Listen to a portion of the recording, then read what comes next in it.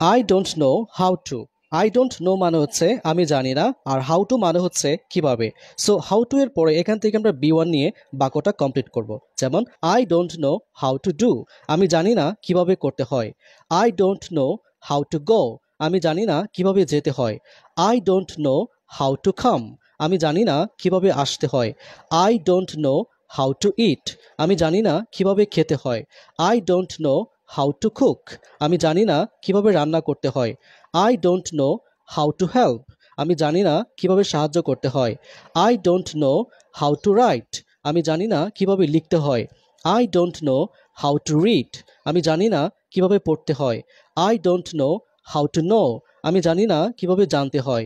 I don't know how to sleep, আমি জানি না কিভাবে ঘুমাতে হয়। I don't know how to call, আমি জানি না কিভাবে ডাকতে হয়।